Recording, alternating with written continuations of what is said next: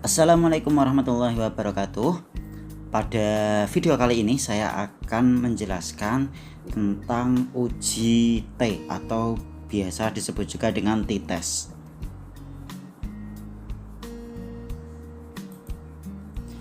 Nah, t-test atau uji T merupakan uji statistik yang digunakan untuk menguji kebenaran atau kepalsuan hipotesis nol. Uji T sendiri pertama kali dikembangkan oleh William Gosset pada 1915.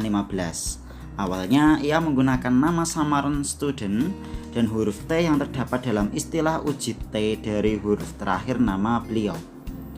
Uji T disebut juga dengan nama student T.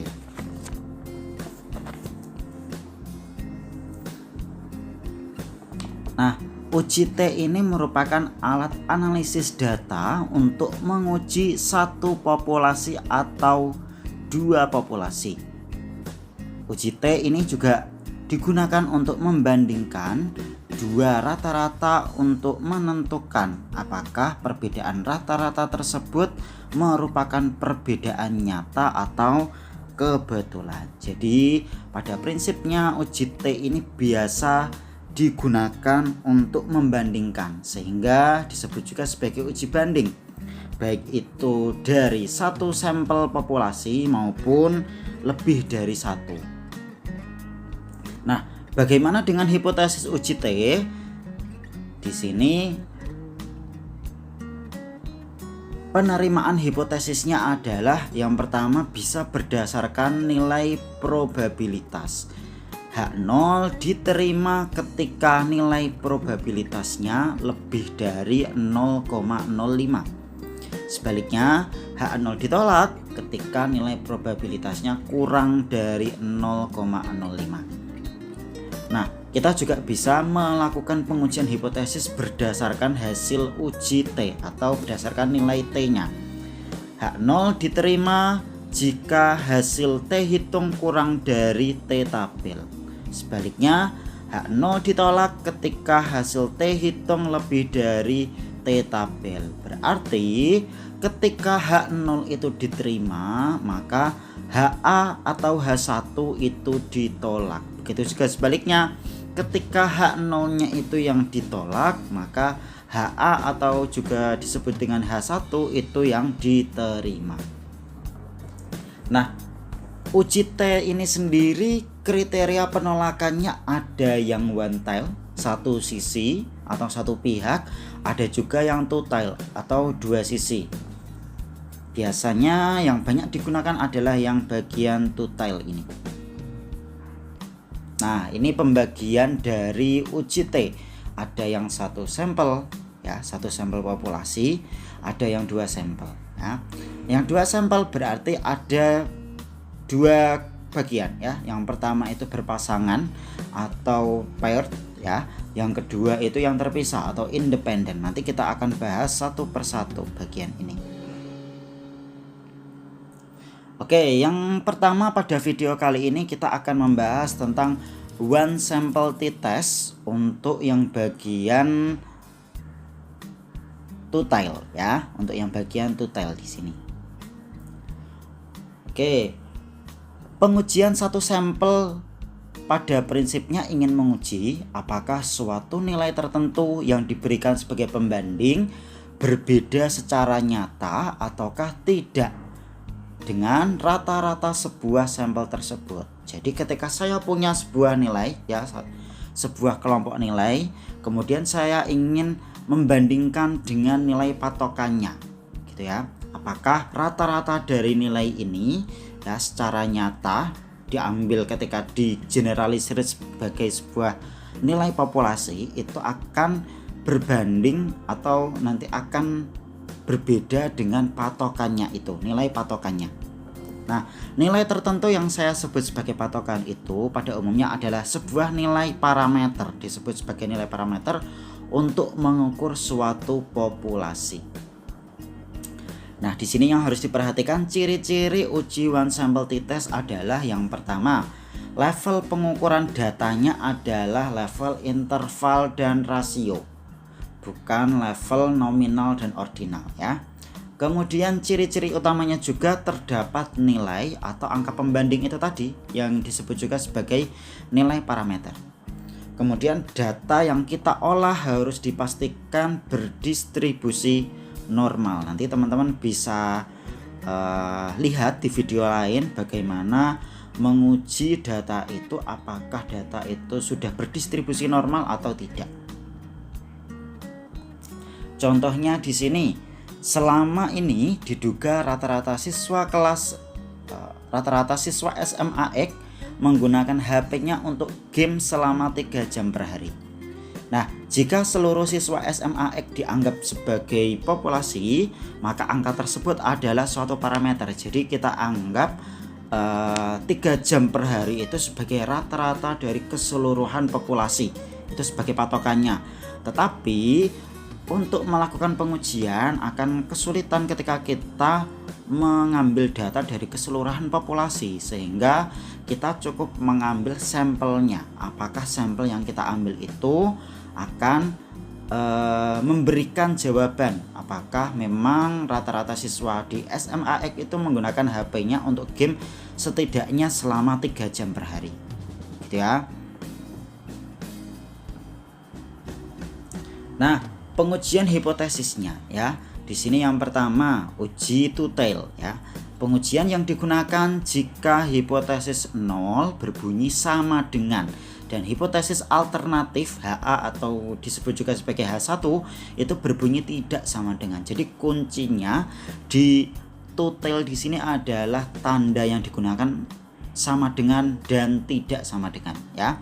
Misalnya di sini hipotesisnya berbunyi H0 rata-rata penggunaan HP-nya sama dengan 3 jam per hari. Berarti sebaliknya HA-nya rata-rata penggunaan HP tidak sama dengan 3 jam per hari, alias bisa jadi lebih dari 3 jam atau kurang dari 3 jam. Itu kalau uji dua pihak atau two-tail ya. Bagaimana kalau uji satu pihak atau one-tail? Di sini uji satu pihak, misalnya kita ambil uji pihak kiri. Berarti bunyi hipotesisnya adalah H0 lebih dari atau sama dengan 3 jam. Berarti sebaliknya HA-nya berarti HA kurang dari 3 jam. Itu kalau uji pihak kiri. Kalau uji pihak kanan berarti H0 kurang dari atau sama dengan 3 jam. HA-nya lebih dari 3 jam. Ini bentuk dari perbandingan antara one tail dengan two tail. Jadi kalau two tail di sini ada dua kemungkinan ya, kemungkinan di sisi kiri maupun di sisi kanan. Kalau di one tail berarti hanya di salah satu pihak saja. Sekarang kita masuk bagaimana caranya kita menentukan t-tabel. T-tabel ini kita gunakan untuk membandingkan nilai T-hitung. Jadi ketika kita sudah mendapatkan T-hitung dari uji statistik, kita harus membandingkan nilainya itu dengan T-tabel sehingga kita bisa mengambil kesimpulannya. Nah, cara yang bisa kita lakukan adalah kita bisa mendownload file T-tabel yang sudah banyak ada di internet ya. Teman-teman bisa cari di internet dengan kata kunci T-tabel PDF gitu misalnya, akan banyak muncul. Nah, di sini ada bagian taraf kesalahannya ya. Kemudian ada bagian DF-nya atau jumlahnya ya. Kemudian kita bisa juga menentukan T-tabel ini menggunakan Microsoft Excel. Caranya adalah kita tentukan nilai kesalahan atau probability-nya. Biasanya nilai probability-nya adalah 0,05 di sini ya. Kemudian kita cari derajat bebasnya. Derajat bebas adalah nilai n-1. Ketika jumlahnya 40, jumlah respondennya 40 berarti DF-nya adalah 40-1. Gitu ya. Kemudian jika one tail maka tingkat kesalahan dibagi dua. Misal tingkat kesalahan 5% 0,05, maka tingkat kesalahan untuk one tail adalah 0,025. Kemudian kita ketikkan rumusnya. Rumusnya adalah sama dengan TINV dalam kurung probability-nya berapa. Misalnya probability-nya 0,05, kemudian DF-nya misalnya 39. Ya, atau di sini contohnya 40 gitu ya. Maka kita tekan enter, maka hasilnya akan keluar sama dengan hasil dari t-tabel ini. Kita masuk ke contoh. Pada video ini saya akan mencontohkan bagaimana melakukan pengujian one sample t-test yang bentuknya two-tail ya.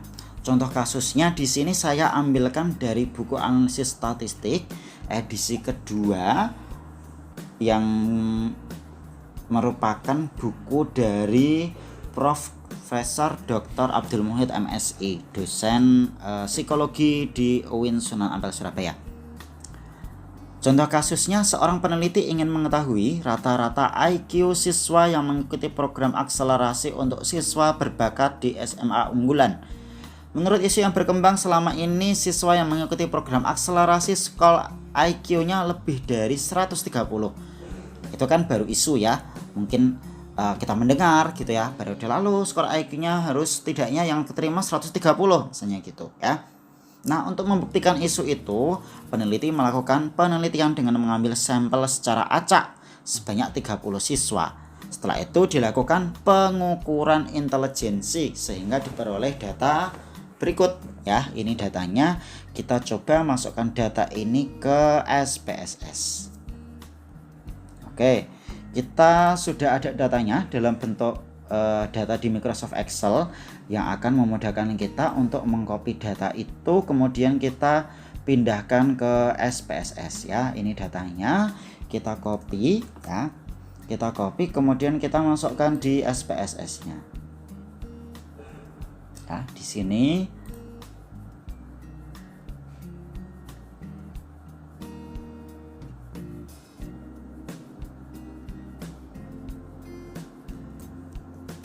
Oke, kita pindahkan di sini, kita salin di SPSS.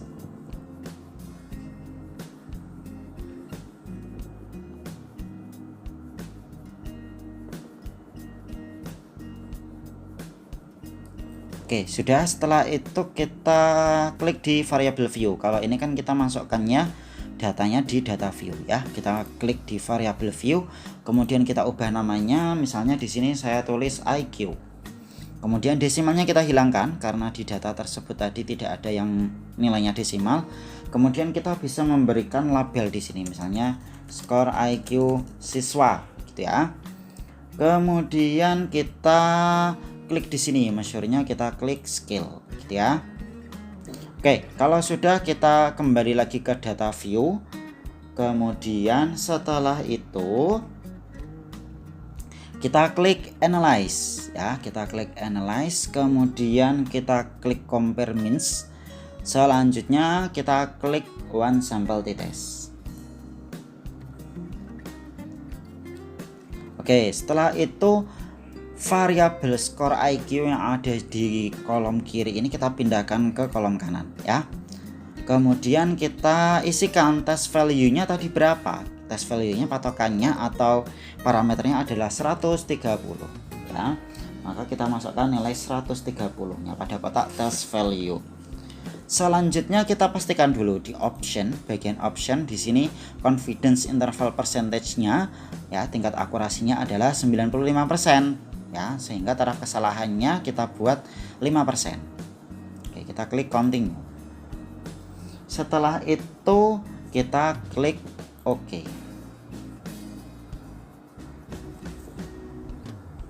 Oke. Kita akan mendapatkan output dari data tersebut ya.